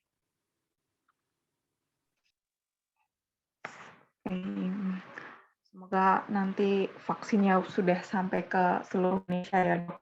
Baik, untuk pertanyaan selanjutnya nih. Jadi ada pertanyaan yang mengapa pemerintah Indonesia ini dalam melakukan karantina terhadap mereka yang terkena Omikron ini terlihat seperti kurang tegas seperti itu, Dok. Seperti penanganan selain mencegah bepergian ke luar negeri, mungkin khususnya kayaknya Omikron lebih mengena menengah ke atas ya untuk masyarakat di Indonesia kalau saya amati dari berita-berita seperti itu juga, Dok. Mungkin karena Ashanti baru pulang dari Turki ya. Sebenarnya nggak gitu juga ya. Kalau kita lihat tuh justru yang tadi saya cerita banyak dari pekerja migran ya, pekerja migran Indonesia yang pulang ke Indonesia untuk alasan ya apapun lah gitu ya, pulang ke Indonesia, kemudian sudah sempat mungkin tertular di sana atau di perjalanan gitu. Jadi kalau dibilang orang menengah ke atas, nggak juga gitu. Banyak juga pekerja migran yang terkena. Kalau kenapa pemerintah terkesan kurang tegas, ya saya melihatnya bahwa memang virus ini susah ya untuk betul-betul di contain ya atau dikendalikan. Kita berusaha semaksimal mungkin. Misalnya gimana caranya? Masa karantina untuk pelaku perjalanan luar negeri. Sebelum Omikron ini merebak, Indonesia tuh sudah sempat menurunkan masa karantina ya dari yang sebelumnya 10 hari, kemudian 7 hari, kemudian 3 hari. Tapi kemudian ketika ada Omikron gitu merebak, ditambah lagi gitu ya sebagai langkah antisipatif menjadi 10 hari lagi gitu dari negara-negara tertentu gitu. Dan itu salah satunya upaya istilahnya menangkap quote and quote ya, menangkap virusnya di perbatasan gitu. Gimana caranya biar nggak masuk gitu ke dalam gitu. Bagaimana nangkepnya di luar aja di perbatasan di pintu masuk itu. Berbagai upaya itu sudah dilakukan, pengetatan pintu masuk terutama ya. Ada negara-negara yang langsung dilarang, lalu karantina diperpanjang, lalu dilakukan tes 2 kali, 3 kali malah, tes 3 kali sebelum berangkat, ketika tiba, dan di akhir masa karantina. Itu berbagai policy ya, atau kebijakan itu sudah disusun ya, demikian rupa. Walaupun memang saya perlu akui bahwa implementasinya mungkin ada kekurangan gitu ya, dan mungkin sekali lagi virus juga sangat susah untuk dikontain. Kenapa? Saya membayangkan karena saya pengalaman sendiri juga ya, ketika pelaku perjalanan itu sampai ke Indonesia dan dia melakukan karantina misalnya di hotel gitu, kan mereka tetap butuh makan ya, mereka tetap dari bandara ke hotel aja gitu ya, tetap perlu ada taksinya gitu atau bus gitu atau kendaraan apapun gitu. Bagaimana kita bisa jamin penularan tidak terjadi sepanjang misalnya transportasi itu, atau bagi orang yang mengantar makanan di hotel dan seterusnya. Itu hal yang sangat sulit karena memang masyarakat kita di seluruh dunia gitu ya masih sangat bergantung terhadap interaksi antar manusia gitu untuk melakukan aktivitasnya sehari-hari. Jadi upaya sudah dilakukan sebaik mungkin gitu, walaupun mungkin masih ada kekurangan-kekurangan, tapi memang dari sisi virusnya sendiri pun punya kemampuan penularan yang sangat-sangat tinggi. Itu yang membuat kita sulit untuk betul-betul mengkonten virus ini. Ya, Dok ya. Dari Dokter Lita ini Dok, izin untuk mengkonfirmasi untuk pemeriksaan dari Omikron sendiri apakah sama dengan pemeriksaan yang sebelumnya bisa dideteksi dengan swab PCR dan juga dengan antigen? Sama pertanyaan yang kedua nih Dok, biar sekalian ya Dok ya. Dari Pak Muljadi tentang yang dikatakan oleh Dr. Robert Mellon, yang vaksin yang diinjeksi ke sel anak membuat terjadi penumbuhan reproduksi jangka panjang bagi manusia. Itu mohon penjelasannya Dok. Mungkin banyak video-video yang beredar di masyarakat yang kita tidak tahu apakah video itu hoax ataukah ada benarnya. Terima kasih Dok.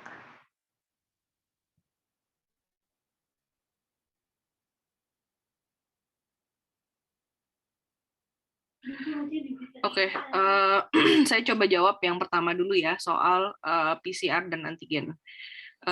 Jawabannya bisa, tetap pakai PCR yang sama, antigen yang sama, tetap bisa untuk mendeteksi COVID varian Omikron ini.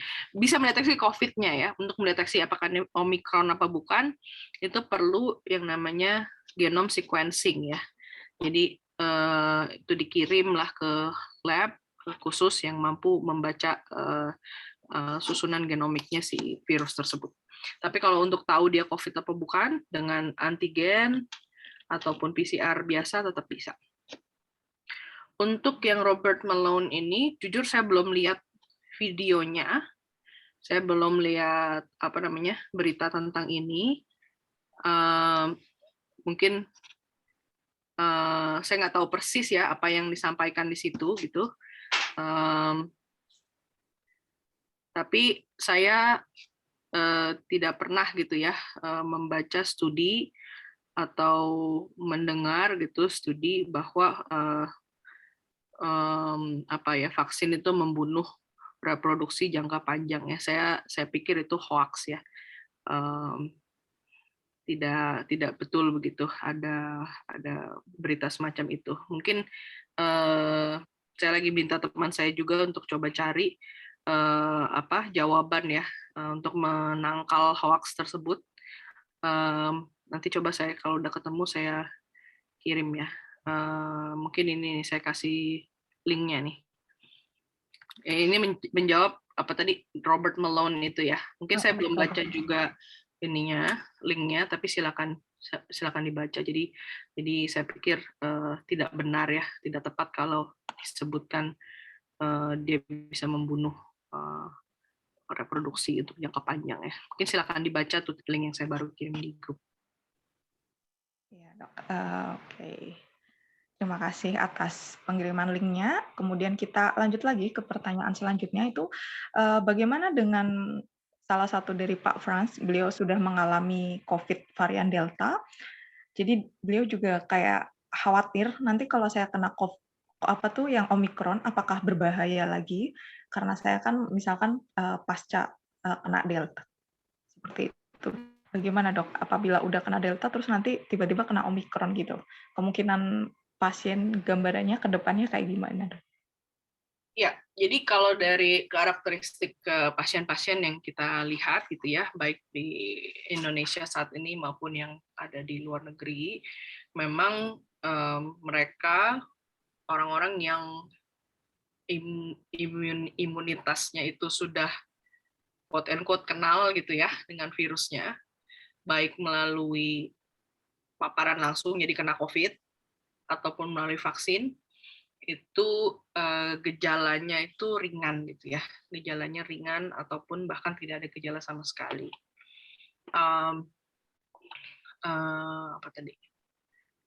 Gimana kalau udah kena gitu? Jadi yang kita bisa ngomongin sekarang adalah risikonya gimana gitu ya, risikonya tinggi atau sedang atau rendah.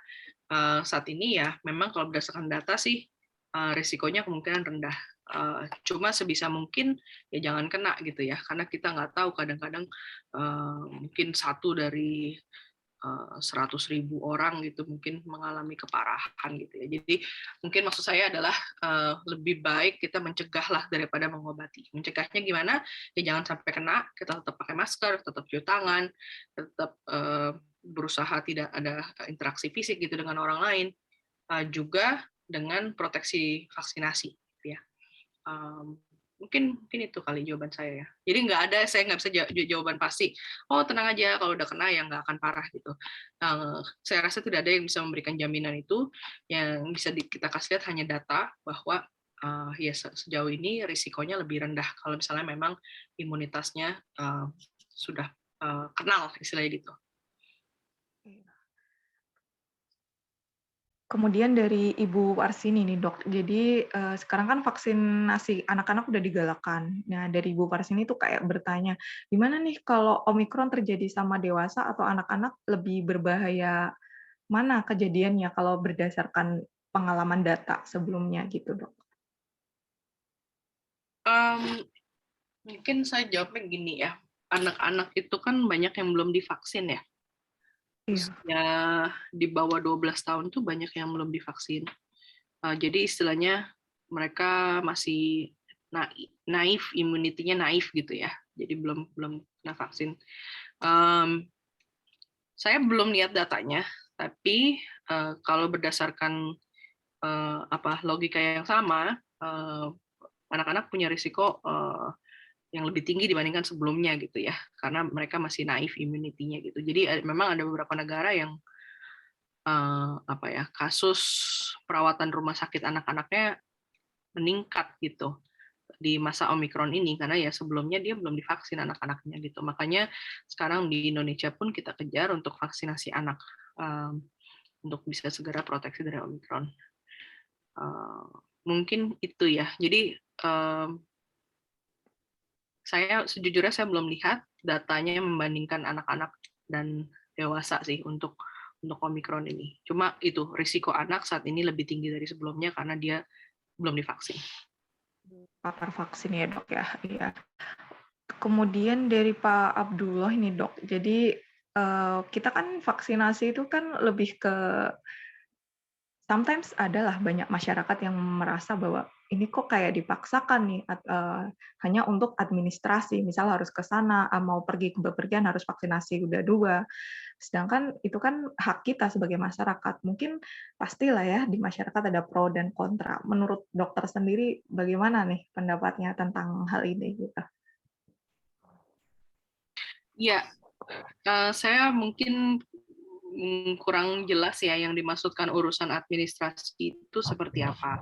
Kalau yang saya ketahui misalnya nggak boleh ke mall kalau belum vaksin gitu, atau ya apalagi saya lupa ya, nggak boleh ke tempat-tempat publik kalau misalnya belum divaksinasi. Sebenarnya sih bukan nggak boleh, boleh asal dengan syarat vaksinasi gitu ya. Jadi itu sebetulnya satu cara sebenarnya untuk mendorong masyarakat untuk mendapatkan vaksinasi. Karena vaksinasi itu bukan hanya untuk melindungi diri kita sendiri gitu ya, karena vaksinasi itu penting buat melindungi diri kita sendiri dan orang lain gitu.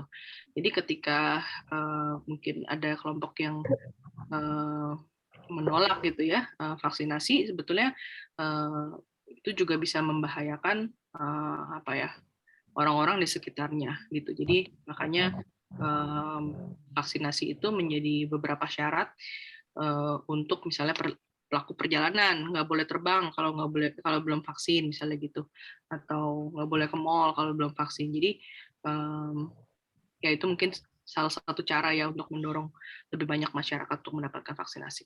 Tapi kalau dimaksud urusan administrasi yang lain, saya kurang tahu ya. Apakah urus KTP itu saya bayangkan gitu atau apa? Saya pikir pemerintah tidak pernah menetapkan vaksinasi menjadi syarat, misalnya hal-hal administrasi yang mendasar. Iya dok. Oke. Mudah-mudahan bisa menjawab pertanyaan dari Pak Abdullah ya. Kemudian untuk pemeriksaan genome sequence sendiri, kita dapat hasilnya positif Omikron itu butuh berapa hari dok biasanya? Paling cepat 3 hari.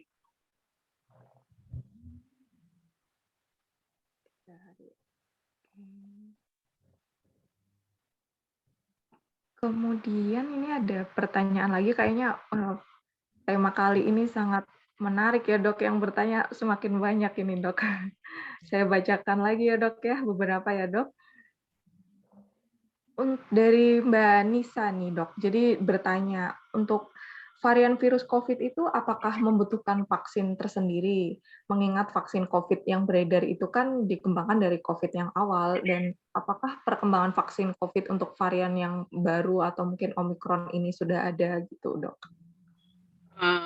Ini pertanyaan yang baik ya, dan ini pertanyaan yang belum ada jawabannya dan masih coba dijawab oleh banyak ilmuwan. Apakah vaksin yang lama gitu, bukan yang lama ya, yang dikembangkan dari virus awal itu tetap ampuh gitu ya menghadapi varian ini dan varian-varian ke depan? We don't know the answer. Tapi data yang kita lihat sejauh ini bahwa vaksin yang ada itu berhasil untuk menekan angka perawatan rumah sakit dan kematian, tapi dalam hal Omikron dia nggak mampu menyetop penularan gitu. Jadi penularan tetap terjadi, tapi perawatan rumah sakit dan kematian itu rendah gitu. Mungkin itu kali ya, nggak ada jaminan bahwa varian baru lagi kalau misalnya ada gitu ke depannya, mudah-mudahan nggak. Apakah si vaksinnya akan tetap ampuh lagi atau enggak, we just don't know the answer.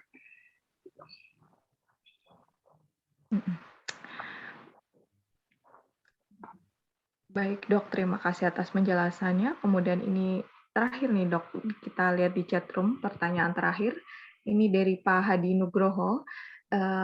Beliau menanyakan tentang Omikron ini kan satu family dengan virus influenza ya Dok ya. Pertanyaannya itu, apakah standar swab antigen maupun PCR yang berlaku umum di Indonesia ini bisa secara tepat bahwa dia pasien terkena influenza atau terkena Omikron? Kemudian bagaimana sensitivitas dan spesifitas instrumen alat screening tes COVID sendiri yang ada di Indonesia Dok? Terima kasih. Beda ya, PCR yang dilakukan di di saat ini untuk COVID gitu tidak bisa dipakai untuk mendeteksi influenza ya. Jadi memang ya reagennya akan beda gitu yang dipakai ya. Jadi yang dipakai PCR saat ini yang beredar luas di masyarakat adalah PCR untuk menentukan COVID atau bukan. PCR-nya nggak bisa deteksi ini Omikron atau bukan ya. PCR tuh hanya mendeteksi ini COVID atau bukan. Antigen juga sama seperti itu. Sensitivitas dan spesifitasnya sangat baik untuk yang PCR ya, terutama sensitivitasnya tinggi gitu untuk COVID.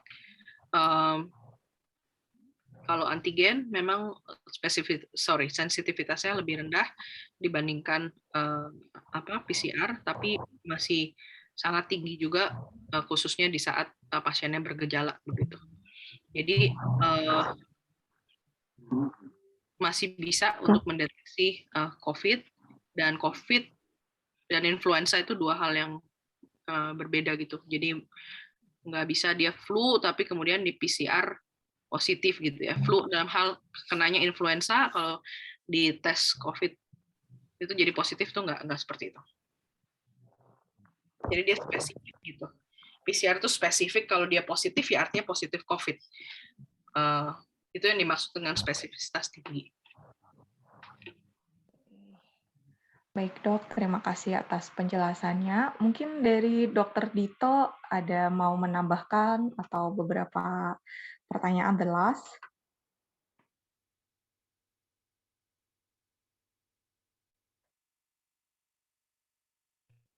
Mungkin kalau dari saya hanya sedikit menambahkan dari perspektif yang saya pelajari, yaitu imunologi dan biologi molekuler, bahwasanya menurut jurnal Lancet yang barusan terbit tahun 2022 itu, Omikron ini memiliki beberapa atau mengalami beberapa delesi ya. Jadi delesi itu penghilangan di region-region tertentu dari gennya itu, dan juga mengalami lebih dari 30 mutasi, dan beberapa di antaranya itu ternyata mengalami overlapping ya. Overlapping itu mengtindih dengan ini ya, virus yang virus varian dari alfa, beta, gamma, atau delta. Kemudian hasil dari delesi dan mutasi ini diketahui memicu peningkatan transmisibilitas atau jadi proses transfer Omikron dari satu individu ke individu lain atau mungkin dari satu benda ke benda lain atau partikel ke partikel lain itu semakin meningkat karena adanya tadi beberapa delesi dan mutasi tersebut. Kemudian juga mempengaruhi juga ini ya namanya afinitas pengingatan virus atau viral binding afinitas itu menjadi lebih tinggi dan juga antibody escape-nya juga lebih tinggi. Jadi beberapa mutasi Omikron yang lain yang diketahui efeknya ini ternyata juga meningkatkan transmisibilitas dan juga mempengaruhi binding afinitas. Dan yang terpenting bahwasanya efek dari sebagian besar mutasi Omikron ini itu ternyata belum diketahui. Namun uniknya ini sudah bisa diketahui atau menghasilkan peningkatan ketidakpastian tentang bagaimana kombinasi delesi dan mutasi yang lengkap itu akan mempengaruhi perilaku virus atau viral behavior dan juga kerentanan ya atau susceptibility terhadap ini natural dan vaccine mediated immunity. Maksudnya terhadap kekebalan tubuh yang dimediasi atau diperantari oleh virus dan juga faktor-faktor alamiah lainnya. Dan yang penting tadi sudah ditekankan juga oleh Dr. Monica dari Kemenkes bahwasanya existing public health prevention measures, maksudnya pengukuran untuk pencegahan dalam konteks public health, misalnya menggunakan masker, physical distancing, kemudian menghindari bertemu di ruang-ruang terbuka, maksudnya bertemu langsung dan juga ruang-ruang tertutup yang tidak ada sirkulasi udara, kemudian ada outdoor preference dan juga hand hygiene, itu tetap ditekankan ya atau tetap diutamakan sebagai salah satu upaya pencegahan yang efektif untuk melawan atau membasmi ini Omikron varian ini. Mungkin itu yang bisa saya tambahkan. Barangkali dari Dr. Monica mungkin ada yang ingin ditambahkan lagi atau boleh disimpulkan, silakan. Baik, Dr. Dito, terima kasih. Mungkin abis ini saya harus segera pamit. Dari saya sih kesimpulannya bahwa Omikron sudah ada di tengah-tengah kita, di antara masyarakat kita, penularan lokal itu sudah terjadi. Tapi kita tidak perlu panik ya, tidak perlu panik. Yang paling penting adalah kita waspada. Waspada artinya apa? Waspada artinya kita harus jangan kendor gitu dalam memakai masker. Kita jangan kendor memastikan ventilasi itu baik gitu ya. Ketika kita ketemu orang lain misalnya jendela harus dibuka, pastikan ada angin dari luar yang masuk begitu. Langkah-langkah pencegahan kita harus lakukan dengan disiplin gitu ya. Tetap pakai masker, tetap cuci tangan, tetap pasang ventilasi dengan baik. Kalau bisa ada jarak dengan orang lain itu lebih baik, tapi kalau tidak bisa ya harus diproteksi dengan masker.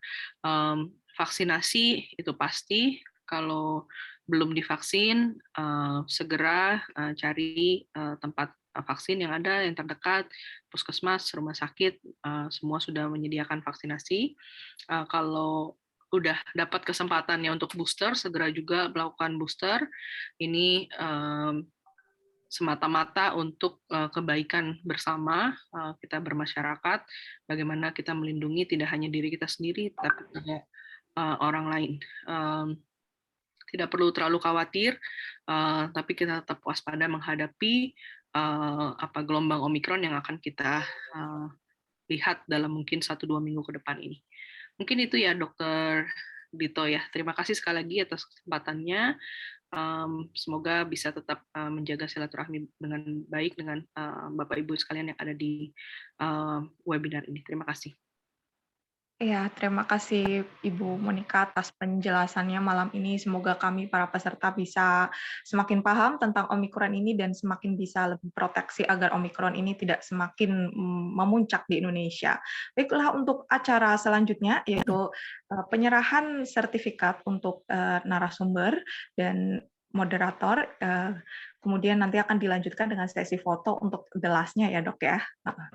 Silakan ke pihak panitia, mohon untuk share screen sertifikat untuk Ibu Monika.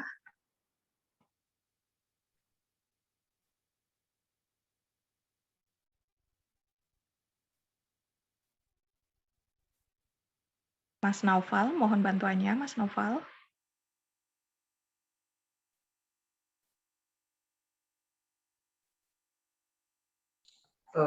Ya, sebentar, Pak.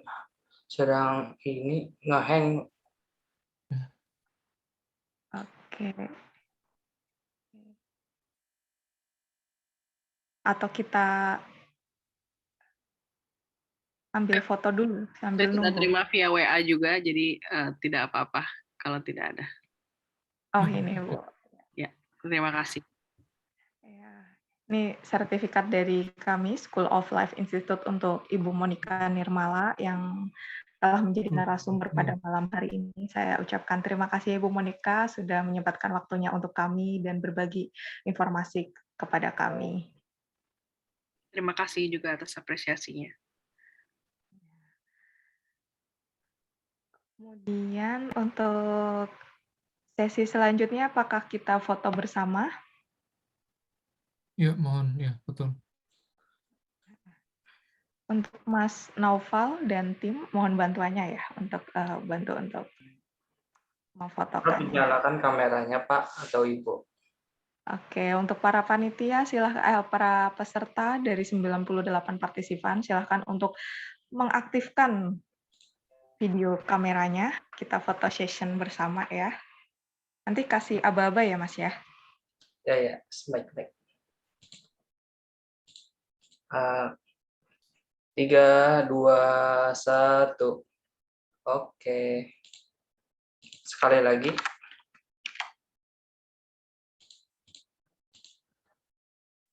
3, 2, 1. Terima kasih.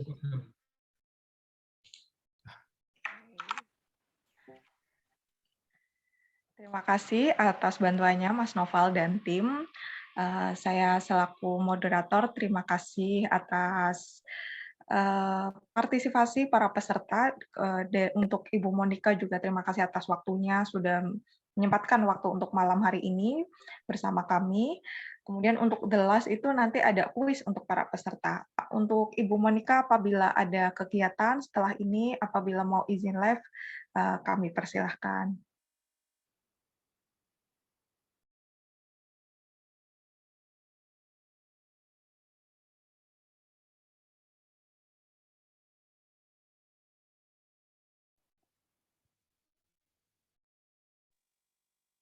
Untuk selanjutnya saya kembalikan ke MC kah Pak Dr. Dito atau bagaimana kita untuk melanjutkan kuis post-testnya?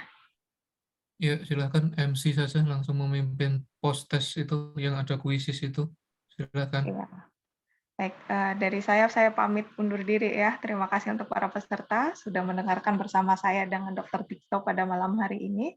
Kemudian saya serahkan acara selanjutnya kepada MC kita, Ibu Yesi Arisman. Ya, terima kasih kepada Ibu Moderator, Ibu Rohmatun Nazila MPRK. Terima kasih juga kepada narasumber yang memang telah memberikan waktu dan juga ilmu pengetahuannya pada malam hari ini. Sebagai feedback dari peserta, kami harapkan peserta untuk mengisi link post-test yang sudah ada di chat room.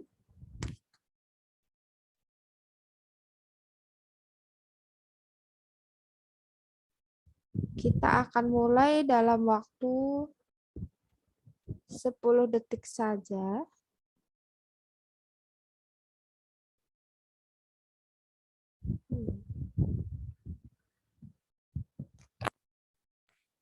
Mohon bantuannya Mas Novel atau tim untuk menampilkan post-test kita.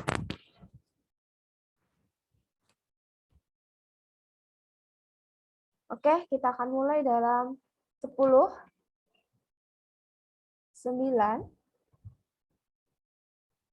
8,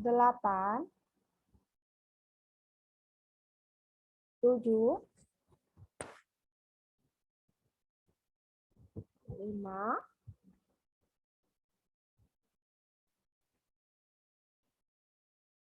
4, 3, 2, 1. Silakan dimulai.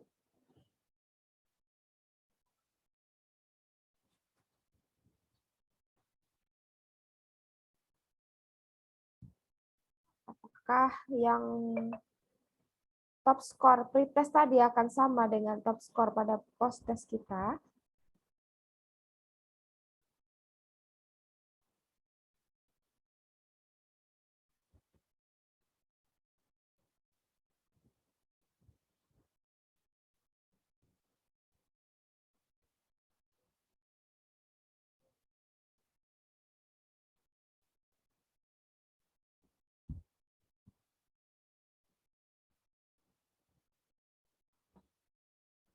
Ya, untuk sekarang masih Pak Ilham.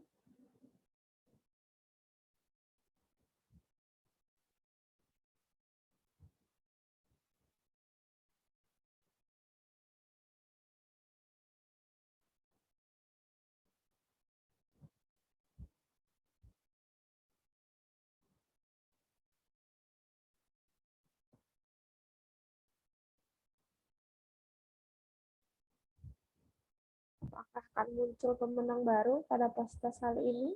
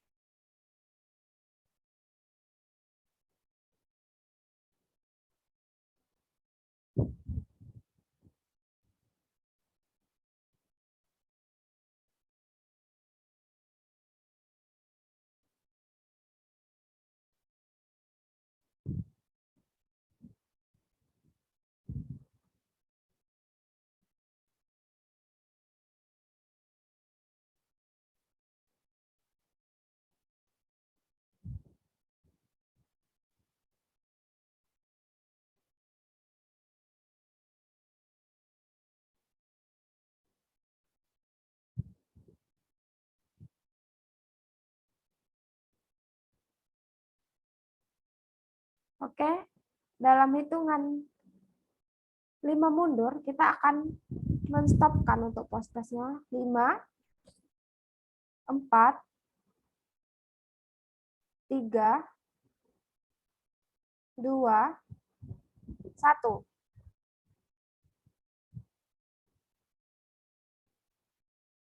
Siapa yang akan menjadi top skor? Oke, congratulations kepada Ibu Nilam FW, Ibu Nisa, dan Ibu Nara. Rata-rata pun sudah menjawab dengan benar. Oke, dengan berakhirnya acara pada malam hari ini, kami harapkan semoga dapat bermanfaat bagi kita semua. Kami selaku panitia memohon maaf apabila ada kesalahan. Dan kami berharap pertemuan ini tidak hanya pertemuan kita yang pertama, tapi dapat berkelanjutan selanjutnya. Saya selaku MC mohon maaf apabila terdapat kesalahan. Akhirul kalam, saya ucapkan Assalamualaikum warahmatullahi wabarakatuh. Waalaikumsalam warahmatullahi Waalaikumsalam. Waalaikumsalam warahmatullahi wabarakatuh.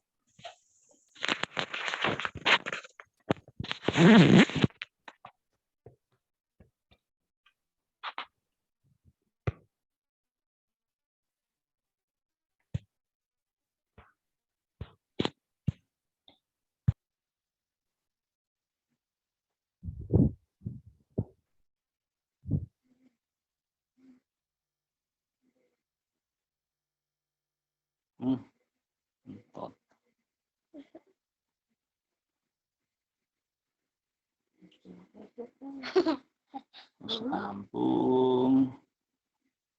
Urung.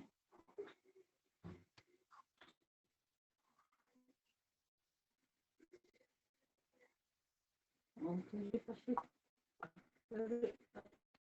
you.